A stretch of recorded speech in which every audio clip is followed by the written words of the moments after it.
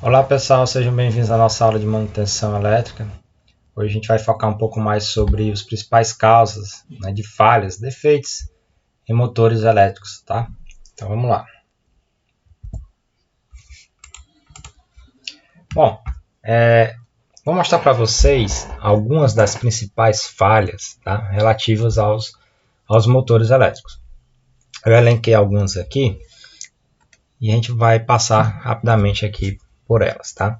Então, uma das primeiras falhas, uma das falhas mais comuns, né, é a questão da falha relativa ao overload, né, ou sobrecarga, não é isso? O que seria essa sobrecarga? Ela ocorre, né, quando o motor ele é exigido, além do seu torque nominal, né? Então, essa situação ela faz com que a corrente elétrica, ela de operação, né, ela seja maior do que o nominal, o normal, né, causando o que, gente? Sobreaquecimento. Qualquer sobreaquecimento que exista, né, num tipo de máquina elétrica, seja no motor ou não, é prejudicial, né, porque isso acaba provocando perda elétrica. E ninguém quer, obviamente, né, que o seu equipamento, sua máquina, ela tenha um nível de perda grande, né? Ou seja, ela seja o mais eficiente possível, correto? Uma coisa que é comum, gente, por exemplo, naqueles poços artesianos, né, é o pessoal dimensionar a bomba lá, o motor, de forma errada. Como assim? Às vezes o nível lá do poço ele é muito fundo e o motor não é potente o suficiente para puxar aquela água, entendeu? E muitas vezes o que é que isso pode ocorrer? O motor trabalhar mais fortemente, né, acima do seu valor nominal, né? E isso acabar provocando aí uma sobrecarga, né? Tanto mecânica e consequentemente uma sobrecarga elétrica aí no motor. E isso acabar provocando aí a queima desse motor, correto? Então sempre fazer o dimensionamento corretinho lá, principalmente, por exemplo, nesses poços artesianos, né? Então, como eu estou trabalhando a uma temperatura mais alta, né, a sua vida útil ela é o que, gente? Diminui, né? Então, quanto maior a temperatura do motor, a vida útil dele vai caindo, né? Então, dependendo do nível de sobrecarga do dispositivo de proteção do circuito, ele alimenta o motor, ele pode ser acionado. Então, você tem lá um dispositivo de proteção que pode ser acionado, mas, né, infelizmente, algumas vezes nem isso ocorre, né? Então, mesmo ele acionando, você pode provocar aí uma parada inesperada na operação daquele motor, levando, né, em consequência, boa parte aí a paralisação do processo produtivo, o que não é bom, né? E quando não para, quando tem a queima, né, dos equipamentos, aí é mais sério ainda, mais problemático ainda, né? Uma segunda falha bem comum é a questão do desalinhamento, tá? O desalinhamento, gente, é um causador comum de falhas em motores elétricos, tá? O que seria isso? Ele ocorre, né, quando o eixo de acionamento do motor, né, o eixo do motor é o que, gente? É o motor, né? Ou a peça de acoplamento, eles não estão corretamente alinhados com a carga, né? Então, quando eles não estão corretamente alinhados com a carga, você tem essa pequena diferença, ou uma diferença significativa, né? O desalinhamento ele resulta na transferência de esforços mecânicos que são prejudiciais ao motor, né? Aumentando o que, gente? O desgaste, né? E a carga mecânica aparente. Isso acaba provocando o que, gente? Vibrações, né? Essas vibrações mecânicas também não são boas, né? Por quê? Ora, se você tem vibração, nível de vibração elevado, você pode provocar danos físicos ao motor, né? Vou te dar um exemplo. O eixo, a diferença entre o eixo do motor, entre o rotor, né, a distância do rotor até o estator é muito pequena. Essa diferença a gente chama de o que, gente? Entreferro, não é isso? É só o espaço que existe, né, entre o rotor e o estator, ela é muito pequena. Então, tu imagina se o motor ele começa a vibrar, ele pode ocasionar, né, o toque entre o rotor e o estator, e isso acaba provocando um curto-circuito, tá? Então, esse é um efeito bastante indesejado, tá legal? Outro ponto de falha é a questão dos transientes de tensão, tá? O que seriam esses transientes de tensão? Eles são sinais de tensão de características transitórias, né? Que acontece sempre que um circuito ou carga ele é acionado. Até recomenda-se que numa planta, numa fábrica elétrica, né, não se liguem todos os motores ao mesmo tempo. A gente sabe que no mundo hoje, eu acho que após a Revolução Industrial, a 2.0, né, quando se utilizou, né, as máquinas elétricas no lugar das máquinas a vapor, basicamente no mundo inteiro hoje, nas suas plantas de chão de fábrica, elas possuem motores elétricos, né? Então, você não vai, a partir do princípio, de acionar todos os seus motores elétricos ao mesmo tempo. Por quê? Porque isso pode provocar transientes que são inerentes à própria característica do motor, né? Quando você parte o motor, o nível de tensão cai e o nível de corrente aumenta. Então, e um motor ele faz isso. Imagina vários motores ao mesmo tempo, né? Então é sempre recomendado você partir de forma escalonada os seus motores da sua planta, lá da sua fábrica, tá? Então esses transientes eles estão associados, gente, aqui, a grandes picos, né? Eles estão associados, os transientes, a grandes picos de interferência eletromagnética, né? Dependendo dos seus valores de pico e frequência também, que pode provocar causas, né? Danos aos dispositivos ligados ao circuito em que o transiente ele acontece, tá? Isso muitas vezes é difícil de você lidar, né? Isso porque são inerentes aos próprios equipamentos, tá bom? Então o grande problema dos motores é a quebra, a perda, né, do isolamento no enrolamento do motor, tá? Então devido ao fato desses transientes possuírem causas diversas, né, inúmeras causas, nem sempre é tão fácil assim encontrar a causa desse tipo de situação, desse tipo de falha, tá? Então, se o motor ele também não tiver em boas condições, né, sem isolamento, então ele fica exposto, né? Isso pode implicar o que, gente? Na parada da linha de produção, né, associada àquele motor. E isso é uma coisa, obviamente, que ninguém quer, né? Perda de produção por motor parado, de forma ineficiente. Outro ponto importante são a questão das distorções harmônicas, né? Então, eu acho que a maioria de vocês já deve ter ouvido falar, mas o que são as harmônicas, né? As harmônicas, elas são componentes de alta frequência, gente, no sistema elétrico, no circuito elétrico ou em um sinal, tá? Então, por exemplo, no sinal de rede no nosso país, né, no Brasil, a frequência é quanto? 60 Hz. O que quer dizer isso? Essa forma de onda, né, senoidal, ela vibra 60 vezes em um segundo, tá? A gente tem a impressão que, na verdade, a onda é bonitinha dessa forma aqui, né? Toda uma senoide perfeita, né? Mas, no final das contas, ela não é assim, né? Essa senoide, ela possui lá pequenas distorções, não é isso? Essas distorções são mais ou menos assim. Você tem uma onda senoidal que você tem valores de pico, tá? Bastante diferentes. Tem uma teoria, um teorema, na verdade, uma transformação na matemática, que que é a transformada de Fourier, tá? Que nos diz o seguinte, que na verdade uma onda senoidal ela é a soma, né, das componentes individuais de infinitas ondas senoidais também, tá? Ou seja, quando essas componentes elas se somam, elas podem provocar distorções, tá, no seu sinal de onda, tá? Isso é extremamente prejudicial. Por quê? Porque muitas vezes elas ultrapassam o valor lá de limite de isolamento, alguma coisa desse tipo. Tá? Isso aí acaba provocando o quê? Pontos, né, de defeitos nos seus equipamentos. Tá?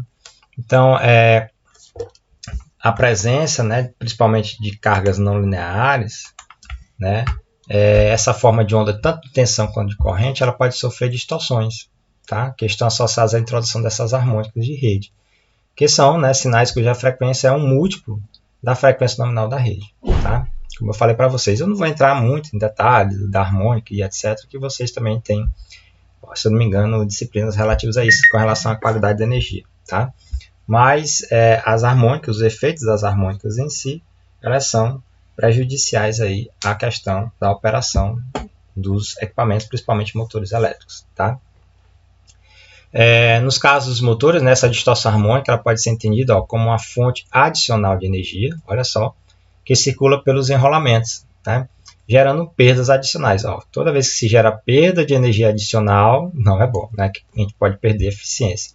E principalmente porque gera-se calor. O calor é um componente aqui ruim para a máquina, né? Porque ele provocando o isolamento, a perda de isolamento entre os dispositivos, entre as partes componentes do motor. E isso é ruim porque acaba provocando, consequentemente, algum tipo de perda, né? Além do aumento da temperatura, as distorções também diminuem a eficiência do motor, como a gente falou aqui também. Então, cada harmônico, gente, ele tem um nível diferente aceitável de distorção, tá? E isso é definido por norma, né? Tem a norma internacional, que é a I3E, 519.992, depois você pode visualizar aí, tá? A presença desse tipo de distorção ela deve ser monitorada, né? E diagnosticada, né? Isso você não tem, muitas vezes, como evitar em si todas as harmônicas lá do seu circuito, né? Através de um analisador de rede, você vai conseguir estudar, fazer análise lá de quais as principais harmônicas que estão lá influenciando na sua rede. Mas muitas vezes você não tem como excluir totalmente. Mas você pode reduzir os efeitos, tá? Através de quê, gente? Da instalação de filtros, né? Os filtros passivos ou ativos aí de harmônicos da sua rede, tá? Mas é um ponto aí com relação à falha em motores elétricos. Outro ponto é a questão da corrente sigma, que a gente costuma chamar, né, essa corrente de correntes parasitas, né? Que são aquelas correntes, né, que acabam circulando em todo o circuito elétrico, tá? Principalmente devido ao que, gente? Capacitâncias e indutâncias parasitas, né? Que estão associados aos condutores, tá? Tem como evitar totalmente? Não tem como evitar totalmente, mas você pode reduzir ao máximo, né? Ao máximo essa questão das correntes parasitas, tá? Por quê? Porque essas correntes elas estão ligadas diretamente à perda de eficiência e à diminuição da vida útil do seu equipamento, da sua máquina. Então, também isso é bastante complicado, muito ruim. A sua prevenção, né, ela passa pela utilização de condutores bem dimensionados, correto? Então, você pode diminuir. E também condutores de qualidade, tá? Além de evitar soldas e conexões inadequadas, né? Evitar soldas inadequadas do condutor, que compreende características ômicas originais do cabo. Imagina o seguinte, um cabo lá do circuito, ele partiu, rompeu. Aí o cabo vai lá, solda lá aquele cabo para não poder trocar, às vezes nem precisa, mas a qualidade da solda que ele fez é péssima. E isso acaba provocando um sobreaquecimento naquele ponto, né? E, consequentemente, podem provocar aí correntes, né, parasitas na fiação, enfim, em toda a parte aí no qual ele está conectado, tá? Então, isso também é um ponto aí muito importante. Outro ponto que é a sexta falha, vamos dizer assim, são fases desbalanceadas, tá? Muitas vezes isso é relativo tanto à carga, mas também quanto à fonte que está alimentando a sua planta lá de motores, tá? Então, os motores em operação na indústria, eles são em sua larga escala, né? Sua larga maioria, do tipo que, gente, indução gaiola de esquilo. Esses motores de indução gaiola de esquilo são o quê? São motores motores assíncronos, né? São motores assíncronos, tá? E os motores assíncronos, por característica, né, eles utilizam o que, gente? 3 fases, né? E essas 3 fases desequilibradas de 120 graus, mas elas estão o que, gente? De mesmo módulo, tá? Elas estão desequilibradas intencionalmente para que o motor ele gire. Mas o desbalanceamento ele acaba provocando, gente, um certo desequilíbrio no campo girante que não é bom para o motor, tá? Então, esses circuitos desbalanceados, eles podem gerar o quê? Distorções, né? Eles podem gerar distorções nas características do circuito, né, elétrico do motor e criar situações de que, gente, parada. Outro ponto aqui importante, né? Em geral, também provoca superaquecimento, né, e problemas no isolamento dos enrolamentos do motor, tá? Então, consequentemente, né, o desbalanceamento de fase também você não consegue evitar, tá, gente? Totalmente, né? Sempre você vai ter um desequilíbriozinho ali, mais óbvio, né? Quanto menos você tiver, melhor ainda, tá? Fazendo um equilíbrio de carga, né, na sua planta elétrica, tá? Então, esse é um ponto também muito importante. E o último detalhe da falha aqui, né, a sétima que eu coloquei para vocês, é a questão do pé suave. O que seria esse pé suave, né? Esse problema, gente, né, a origem das falhas em motores elétricos mais comum do que se imagina, tá? Ele diz respeito ao que, gente? Aos casos em que a fixação dos pés do motor, né, lá nos mancais, ou o seu componente associado, né, não estão assentados sobre a mesma superfície. Às vezes é uma coisa óbvia, né? Mas isso, como a gente falou, é mais comum do que se imagina, tá? Essa condição de funcionamento, ela pode fazer o que, gente? Que quando a gente apertar, né, os parafusos de fixação de cada pé, novas tensões mecânicas de desalinhamento sejam introduzidas no conjunto, né? E isso acaba provocando o que, gente? Vibração, né? Vibração gera perda mecânica, consequentemente, perda de eficiência na sua máquina, tá? Então, o impacto principal do pé suave é o desalinhamento, né, dos eixos do motor e da carga, né? Isso é uma coisa que a gente deve evitar o máximo possível.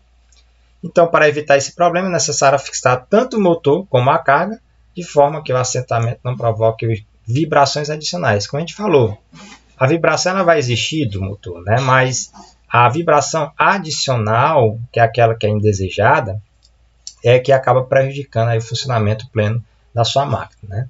E também, né, a transferência de esforços para o motor, que esforços muitas vezes desnecessários, também diminuindo aí a vida útil do seu equipamento, tá bom? Eu trouxe para vocês aqui um pouco sobre a questão da árvore de falhas em motores elétricos também, tá? Imagina o seguinte, ó, eu tenho aqui a causa, né? Por exemplo, o problema na rede elétrica. Do problema da rede elétrica, houve um desbalanceamento de fase ou uma subtensão. Esse desbalanceamento de fase pode ter provocado o que, gente? Uma sobrecarga. Consequentemente, essa sobrecarga, ó, provocou um curto-circuito que acabou provocando a queima do motor, tá? Então você pode seguir essa linha aqui de raciocínio, né? E você vai chegar aos principais pontos, né, de falhas do seu motor elétrico, tá? Então você pode fazer o caminho contrário também. O que foi que aconteceu? Houve um curto-circuito. O que ele provocou, esse curto-circuito? Uma degradação na isolação, tá? Essa degradação da isolação foi porque houve uma elevação de temperatura. Então, geralmente pode ter tido algumas causas. Quais causas? Uma deficiência no sistema de ventilação, ou uma fonte de calor externa, né? Ou mesmo uma operação indevida lá da máquina, tá? Foi um problema mecânico? É improvável, né?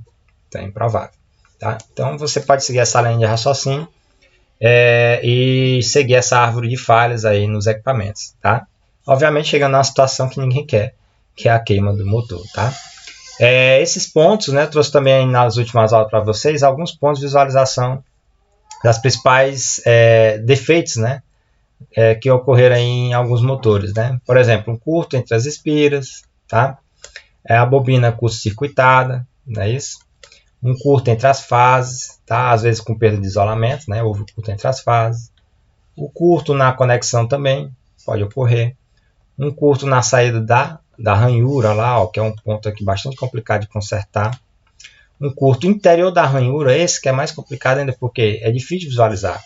Porque aqui dentro você tem que pensar que tem um rotor também, né? Então não dá para ver assim de cara que tem um curto lá na ranhura no interior. Então realmente é um curto bastante complicado, porque mexeu aqui na própria estrutura do estator, né? Houve picos de tensão que acabou provocando pontos de defeito aqui nas bobinas, né, do motor. Tá? A gente está olhando para o estator, tá, gente?